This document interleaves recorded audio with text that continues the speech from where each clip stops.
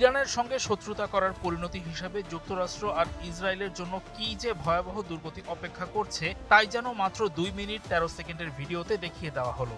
ইরানি সংবাদ মাধ্যম একটি ভূগর্ভস্থ ড্রোন অস্ত্রাগারের নতুন ভিডিওটি প্রকাশ করেছে। 2 মার্চ প্রকাশিত ভিডিওটি দিয়ে দেশটি ড্রোনের বিশাল মজুদ দেখালো। একই সঙ্গে 28 ফেব্রুয়ারি ইরানে চালানো যুক্তরাষ্ট্র ইসরায়েল যৌথ হামলার পর উত্তেজনা বাড়ার প্রেক্ষাপটে দেশ দুটির লক্ষ্যবস্তুতে ড্রোন ছোড়ার দৃশ্যও দেখিয়েছে। ইরানের ভিডিওতে ভূগর্ভস্থ টানেলের একটি নেটওয়ার্ক দেখা গেছে। সেখানে মাল্টিপল লঞ্চ সিস্টেমে সাজানো সারি সারি ড্রোন রয়েছে।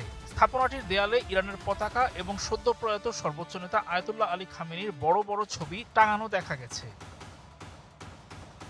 ইরান উপসাগরীয় অঞ্চলে মার্কিন মিত্রদের ওপর প্রতিশোধমূলক হামলা অব্যাহত রাখায় ভিডিওটি টেলিগ্রাম এবং এক্সের মাধ্যমে ছড়িয়ে দেওয়া হয়। ইরানি সংবাদ মাধ্যম জানিয়েছে, কাতারের আল উদেইদ বিমান ঘাঁটি, কুয়েতের আল সালেম বিমান ঘাঁটি, সংযুক্ত আরব আমিরাতের আল ধাফরা বিমান ঘাঁটি এবং বাহরাইনের মার্কিন পঞ্চম নৌবহর ঘাঁটিতে আক্রমণ চালিয়েছে ইরান।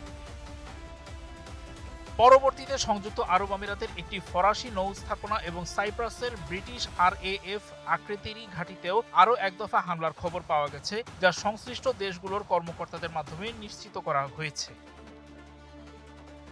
1 মার্চ ইরানি সংবাদ মাধ্যম জানিয়েছে, যুক্তরাষ্ট্র ও ইসরায়েলের যৌথ হামলার সময় খামেনি তার দপ্তরে উপস্থিত ছিলেন। তারা তার জীবন হারানোর খবর নিশ্চিত করেছে এবং জানিয়েছে, ইরানের মন্ত্রিসভা 40 দিনের জাতীয় শোক ও 7 দিনের সরকারি ছুটি ঘোষণা করেছে। প্রতিবেদনে আরও বলা হয়েছে যে শনিবারের ওই হামলায় তার মেয়ে, জামাতা এবং নাতিও জীবন হারিয়েছেন।